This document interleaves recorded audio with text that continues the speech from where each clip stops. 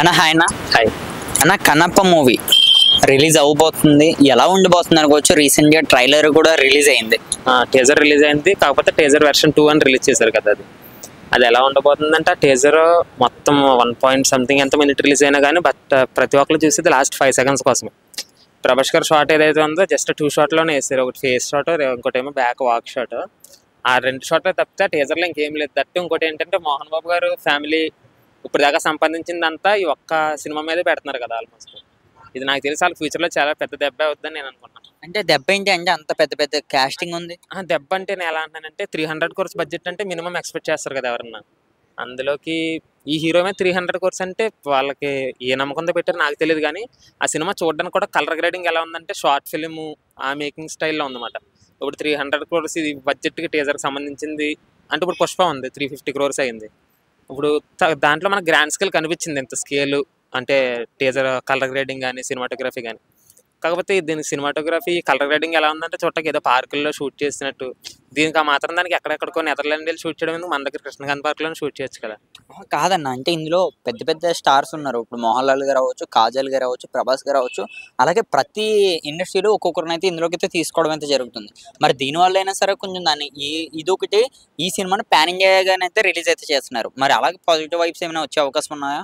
ఇది pan India release చేస్తున్నారన్న, కాకపోతే మీ ఇక్కడ స్టార్ కాస్టింగ్ వదిలేసి పక్కన పెట్టండి. స్టోరీ లేని స్టార్ కాస్టింగ్ వేస్ట్. ఇప్పుడు గేమ్ చేంజర్ ఉంది, స్టార్ కాస్టింగ్ పెద్దదే కదా, బడ్జెట్ పెద్దదే. శంకర్ గారి డైరెక్షన్ అంటే మినిమం ఎక్స్పెక్ట్ చేసి అందరూ వెళ్ళి. కాకపోతే ఏమైంది లాస్ట్కి సేమ్ అట్లా ఇక్కడ స్టార్ కాస్టింగ్ పక్కన పెడితే ఆ స్టోరీ లైన్కి వాళ్ళు న్యాయం చేయగలిగితే డబ్బులు ఆటోమేటిక్గా వస్తాయి. కాకపోతే మంచి యాక్టింగ్ దాని మీద ఒక 300 crores పెట్టడం అనేది నాకు ఎందుకో కరెక్ట్ కాదనేసి వస్తుంది. ఎంత బాగా యాక్ట్ చేశారు అంటున్నారు కదన్న ఎవరు చాలా మంది ఫ్యాన్స్. ఇప్పుడు ఎవరి ఫ్యాన్స్ అన్న, ఎవరి ఫ్యాన్స్ నాకు ఇప్పటికైతే ఏమీ అనుకోలేదు. మరి చాలా బ్యాక్ చేశారు. కెమెరా యాంగిల్ ఇప్పుడు నార్మల్గా మినిమం షార్ట్ ఫిల్మ్ తీసేవాడికి కూడా తెలుస్తుంది కెమెరా ఇటు ఉంటే కెమెరా వైపు చూడకూడదు అంటే. ఒక బౌ షాట్ ఉంటుంది ఫస్ట్ టీజర్లో, మీరు గమనించండి. ఫస్ట్ ఇది వేసారు అనుకో, అలా వేయడం ఏంటి, 300 crores అలా వేస్తారా? సేమ్, అందుకే అదంతా వేస్ట్ అన్న. ఏమో వస్తే ఫ్యాన్స్ మినిమం ఆ 11 million వ్యూస్ వచ్చినాయి కదా, 11 million వ్యూస్ కూడా లాస్ట్ 5 seconds షాట్ కోసమే. సేమ్ సినిమా కోసం కూడా డబ్బులు వచ్చేలా ఉంటే ప్రభాస్ ఫ్యాన్స్ వాళ్ళు డబ్బులు వస్తాయి మంచిది. ప్రభాస్ గారు ఫ్యాన్స్ వెళ్ళి చూసే అవకాశం ఉందా? అదొకటి, ప్రభాస్ గారు ఇంకొక 3-4 సంవత్సరాల వరకు ఆయన మళ్ళీ మనకు కనిపించరు ఫుల్ గా. కనిపించారంటే ఉన్నాయి అంటే ఇప్పుడు మూవీస్ ఎలా లేట్ అవుతుంది, ఇంకొక 2 to 3 years ఎలా పడుతుంది. మరి ఈ కన్నప్పతో మరి హ్యాపీ ఫీల్ అయ్యే అవకాశం ఉందా ఫ్యాన్స్? లేదు లేదన్న, కన్నప్పతో హ్యాపీ ఫీల్ అయ్యే ఛాన్సెస్ ఉన్నాయి ఫ్యాన్స్ కంటే. జస్ట్ వాట్సాప్ స్టేటస్ దాకా బాగా పనికొస్తాయి ప్రభాస్ ఫ్యాన్స్. అంతకుమించి కన్నప్ప మించి ఎక్స్పెక్ట్ చేసేది ఏం లేదు. మనకి ప్రభాస్ కనిపించడం 3-4 years దాకా అనుకోవడానికి ఏం లేదు. ఆటోమేటిక్గా ఎలాగ రాజాసాబ్ వస్తుంది కదా ఇయర్లోనే. సార్ కూడా ఇంకా ప్రశాంత్ వర్మతో లైనప్ ఉంది, అనురాగపుడితో ఉంది, ఈ సలార్ ఇవన్నీ వరుసగా ఉన్నాయి అన్న. ఆటోమేటిక్గా షూట్స్ ప్రభాస్ ఇప్పుడు మనకు మాట ఇచ్చినట్టే ఇయర్లీ 2 films అన్నారు కదా, దానికోసం చాలా కష్టపడుతున్నారు ఆయన.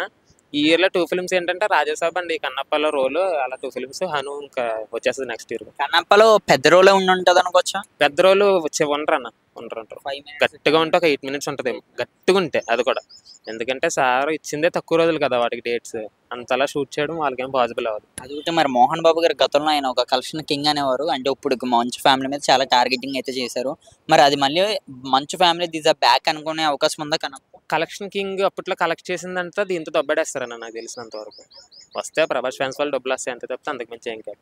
ఇప్పుడు మంచు మనోజ్ గొడవలు పెట్టుకునేది కూడా అందుకే కదా. అంటే ఉన్న డబ్బు అంతా ఎందుకు ఒకే సినిమా మీద ఇన్వెస్ట్ చేస్తున్నారు. ఇప్పుడు చిన్న చిన్న సినిమాలు ఉన్నాయన్న. ఇప్పుడు హిట్ ఫ్రాంచైజ్ ఉంది, గట్టిగా అయితే ఒక 26-25 crores అవుతుంది. ఆ 25 crores ఎన్ని హిట్లు తీయొచ్చు ఆ 300 crores? అందుకని మంచు మనోజ్ గొడవ పెడుతున్నారు అనమాట.